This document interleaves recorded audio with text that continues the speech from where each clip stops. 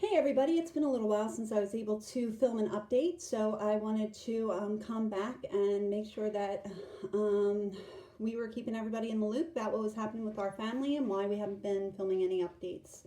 Hi, my name is Dana. I am the only speaking advocate for parents and children in the Philadelphia area who are being forced to undergo distance education, a substandard education model by every measurable analytic out there.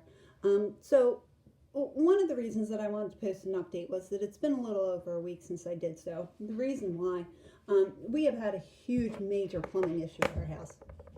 The final cast iron pipe that we had left that had not been converted to PVC will be PVC soon because it cracked and leaked into our kitchen last week. So I'm currently here filming at my dad's house.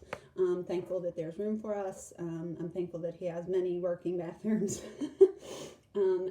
You know, but to bring this back to what it's really about, these kinds of life instances and unexpected inconveniences are a part of life.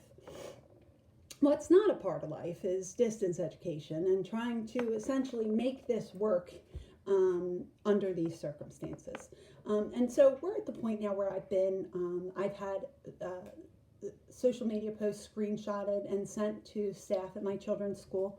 So I'm making this video. I'm going to make it public, and I'm going to keep it public, and it's going to be something that everybody can reference, and hopefully something that some of you educators can learn something about.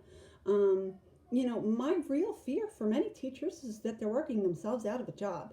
Many parents are coming to realize that it doesn't take a full hour to teach simple concepts. Most of the time is spent telling people to mute and unmute themselves, or to stop moving, or to correct the child because they're not wearing the right t-shirt, or some other inane, unimportant task that has nothing to do with fundamentally learning a concept. Okay? Teachers, you have to be careful. We hear how they're being talked to. We hear how you're talking to the kids. Okay? Most teachers are fine, and that's good.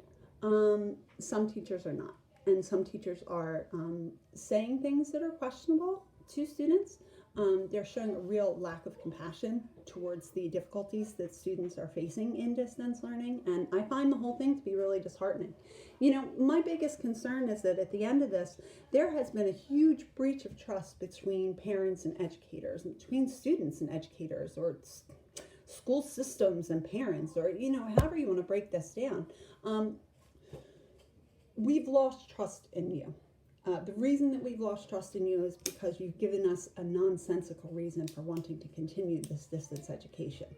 This idea, this guise that somehow we're all safer this way is just not being borne out by the numbers and the statistics. And for people that consider yourselves rather studious, I don't understand why teachers' unions refuse to accept that there is safety in going back to school and in-person teaching. There's a huge loss of privacy issue here. I don't like that my posts are being screenshotted and sent to teachers. I don't like that if I stub my toe and blurt out the F word and my kid is unmuted, that I or my child may get in trouble for that. If I want to shout an expletive in my own home, I should be free to do so as a tax-paying American citizen, right? Let's move on to talking about the increased stress on women. What this has done is this has blurred the line between are we mothers, are we teachers, are we school administrators? Am I your administrative assistant, making sure that the assignments get in, making sure that my 7-year-old has things scanned? Because what makes you think my 7-year-old knows how to scan anything?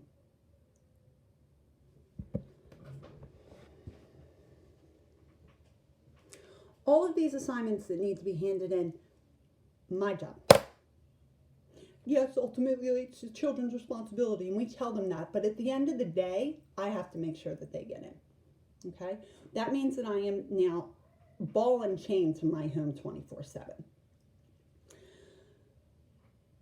This is not the same thing as homeschooling. Distance learning and homeschooling is not the same thing. In homeschooling, there's approximately 2 to 3 hours of instructional time. Okay? Distance education, we're going from 8 a.m. until 2 o'clock some days.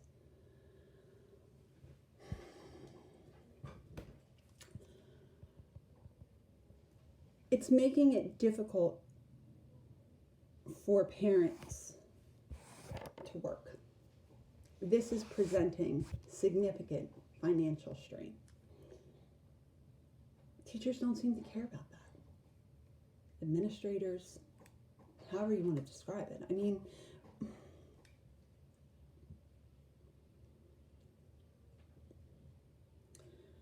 my 7-year-old used to love school, and probably would love school if she could go back to school like tomorrow.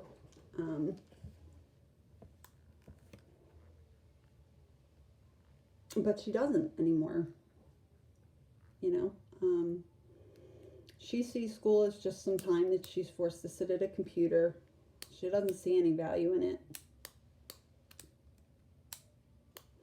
And I hate to think what this is going to do long term to a lot of other kids that feel the same way. And I'm not just picking on a particular teacher by mentioning my second grader.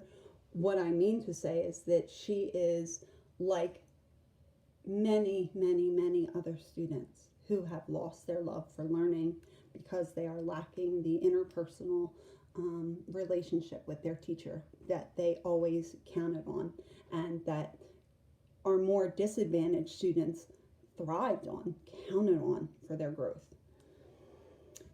These extended lockdowns have led to widespread economic losses, an increase in drug and alcohol use, an increase in domestic violence, an increase in child abuse, an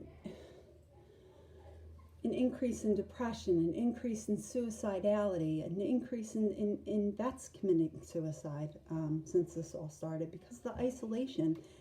Folks in nursing homes asking their nursing assistants to give them medication to end their lives because they're so lonely. I do not want to raise my children to think this is normal. Distance education is the first step in the indoctrination towards the new normal. I don't want to live that way. I really don't. So I'm going to start wrapping this up here in a few minutes. Okay? I need you guys to pray for me because I'm trying to pray for you. I know that we are all mothers, all losing our minds out there. Distance education has been a blessing, I'm sure, for some parents. It has not been so for me. It has been nothing but a burden.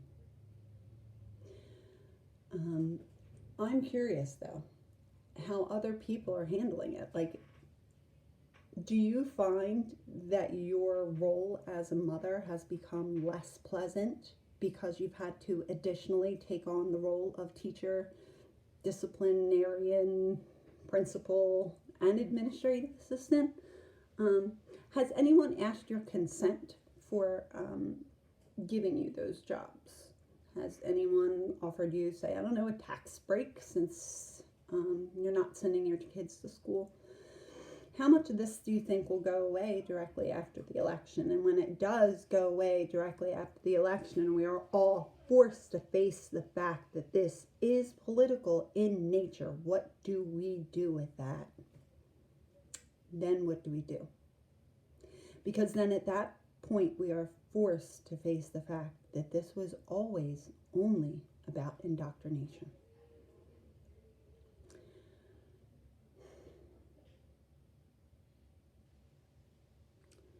If anybody made it this far into the video, I really appreciate it. If you can, leave a like. It would help get noticed. It might help make some noise in Philadelphia. It might help somebody out there take up our cause and get our kids back in school where they deserve to be, where they deserve to see their friends and their teachers and to get the one-on-one instruction that they deserve.